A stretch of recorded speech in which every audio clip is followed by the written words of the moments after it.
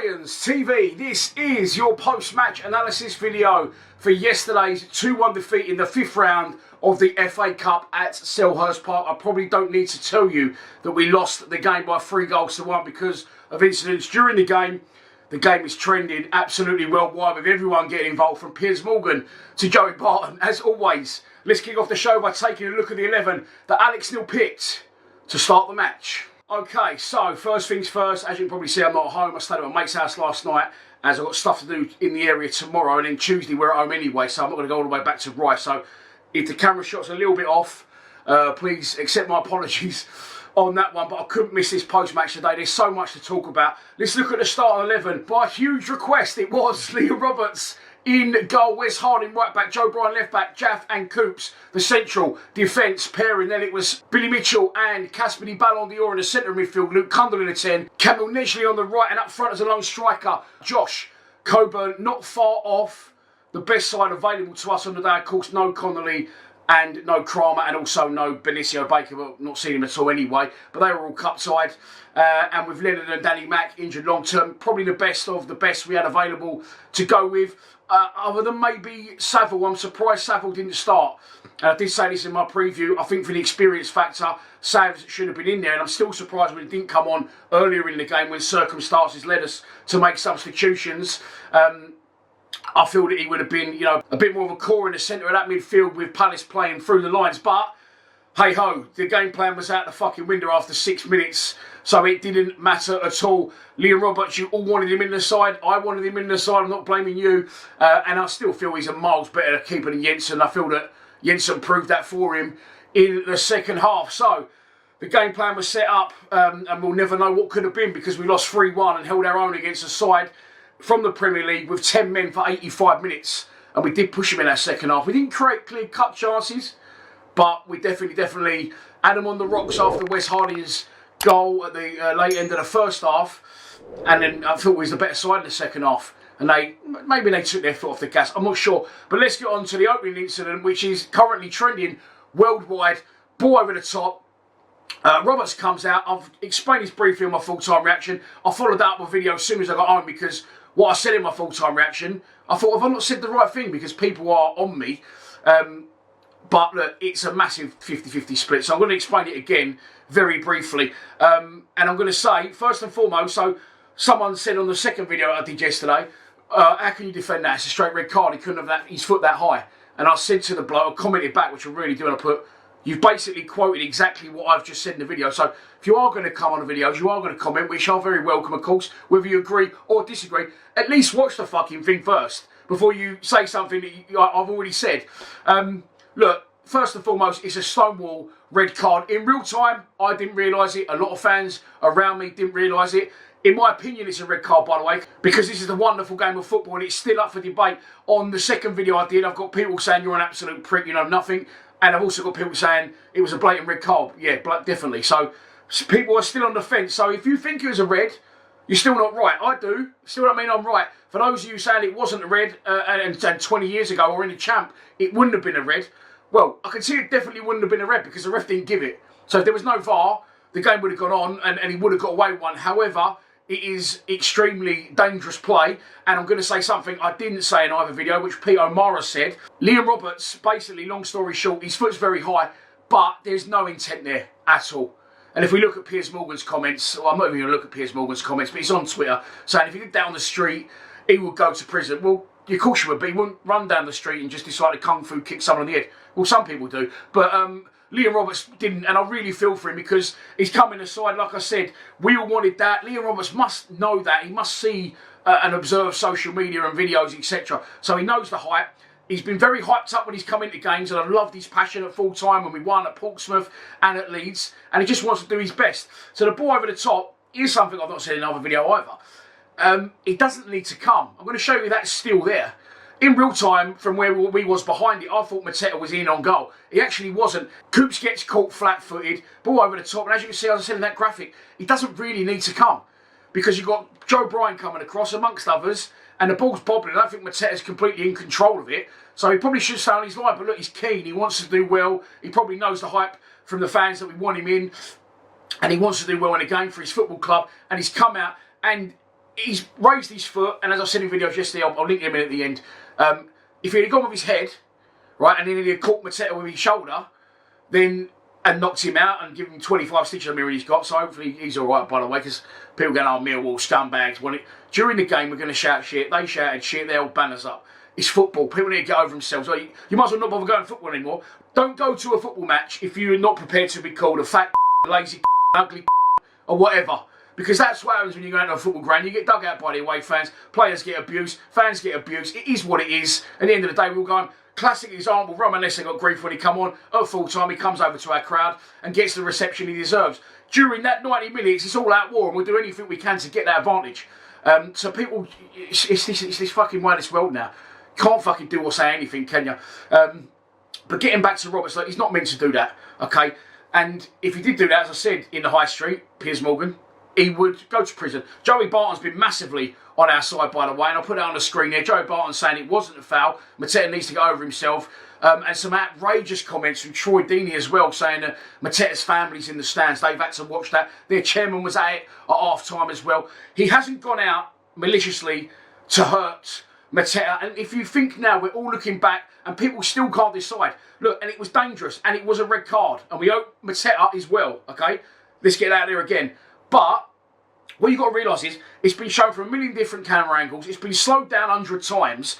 In that split second, it's going to look a million times worse. His foot shouldn't be there. And like I said, if Mateta had put his head down, if the ball come through lower, a sort of chest height, or even lower than that, or stomach height, and Roberts sort of stabs the ball with his studs, then it's not a red card. The red card is because his foot's so fucking high.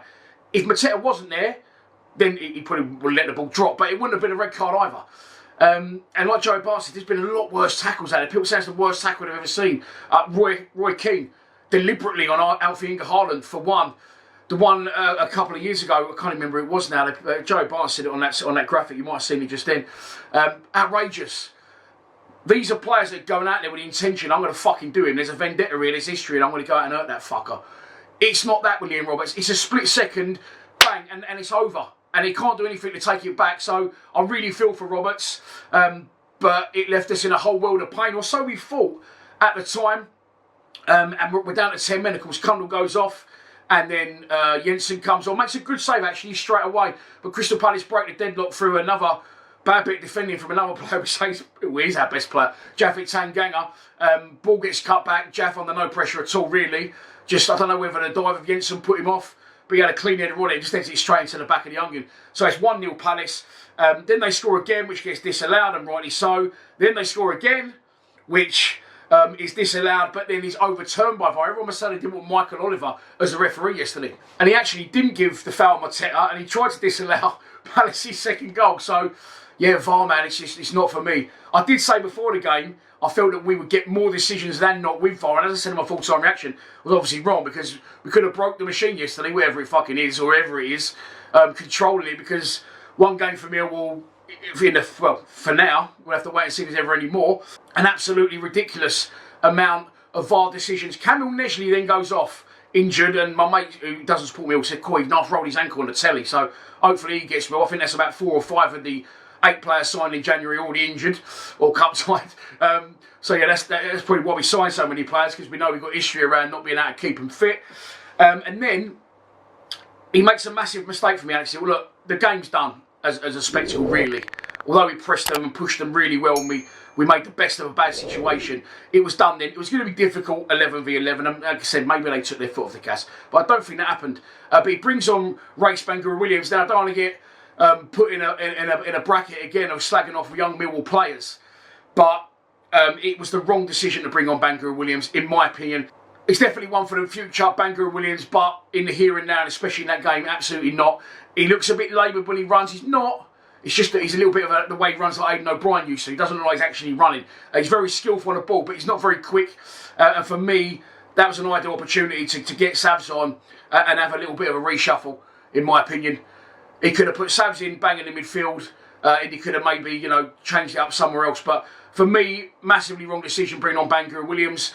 We weathered the storm, and then right on half-time, Wes Harding, who's been absolutely brilliant, by the way, and talking about players keeping their place. He can't put Cromer back in at right back. He has to stick with Wes Harding. I think he's our best player yesterday. Aziz goes down the left. Another assist for him. Their goalkeeper gets something on it. Wes Harding just gets his head down, makes sure he hits the target-ish. Not sure if it's going or it's going wide. And it deflects off their defender and flies past their goalkeeper. And that was literally the last kick of the half. It was 45 plus 14 minutes, I think. And then it gave us a little bit of belief as fans, but also on the pitch, it definitely seemed to have an effect on Crystal Palace, because they didn't get going at all, really, in the second half. And we pressed. We do what we do a lot as a Millwall team. We press and we force corners and free kicks, and the ref got on board with it in the second half. I felt Coburn was a lot better in the second half. For those yesterday, Kelly was one of them, saying, and my mates who don't support Millwall on a group chat, this Coburn's fucking shit. Look, he's 23 years old. He's a championship player, playing against a Premier League back 3, 4, whatever it is, with England internationals in that, and he's got no 10 behind him. In a boiling hot day, by the way, I got sunburnt yesterday somehow in fucking February in South London, but it honestly did happen. The sun was beaming down. So he's going to be chasing shadows, Coburn. He's got no real chance. I know what people are saying, not enough stuck to him, and maybe that's credit to him because he's good at that, and it didn't happen yesterday until the second half when we started winning free kicks, started forcing a lot of possession, started getting higher up the pitch, but we still didn't really create a lot. There was another one again where Wes Harding comes in fucking like Cafu down the right wing and cuts it back. Or across the box, and Coburn potentially could have got something on it, but didn't. Again, it was right the other end to us, so I'm not really sure. And then the sucker punch was towards the end when Nketiah's header. I've watched it back again and again and again. Everyone's blaming Jensen, always back Jensen. I think he should have saved it. Watching it on the telly is slightly different. In this instance, I always refer to replays, but in real time, if he was there, it hung in the air for a fucking eternity. And the problem is with Jensen, he actually doesn't go past him. If you watch it on the replays, it goes over him.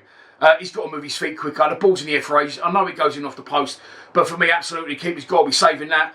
And as soon as Liam Roberts is available, if he doesn't get a jail sentence, according to Piers Morgan, he should be back in the team as soon as possible. But look, really proud of the players.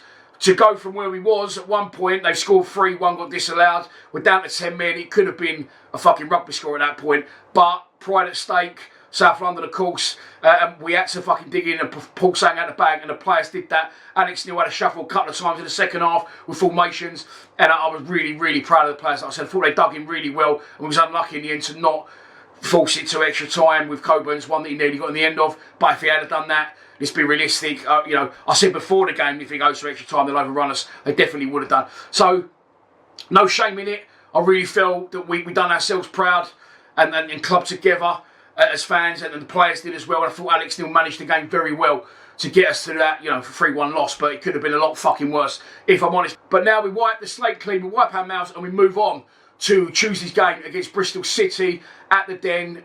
Results went our way in the league yesterday. QPR, Sheffield Wednesday, both directly below us, both lost. Norwich got pegged back in the last minute at Blackburn. I think Middlesbrough are really the only team that was in and around us. Well, I know they're slightly above us now, but in that sort of bracket we can be amongst were the ones that got a win. So 3 points is massive. It's almost a 6-pointer if we want to stay in touch of the playoffs. We'll walk away from yesterday a bit battered, a bit bruised, not just our players, one of theirs as well. And we'll go again, try and reshuffle. I'm sure you'll see Kramer and Connolly in some capacity because they'll be fresh. Don't think Nedgley will be available. And we wait and see what happens. But we'll be back tomorrow for a preview for that game. Enjoy the rest of your Sunday. The away day is up. I'll link that in at the end as well. Please subscribe to Lions TV. Come on, you Lions.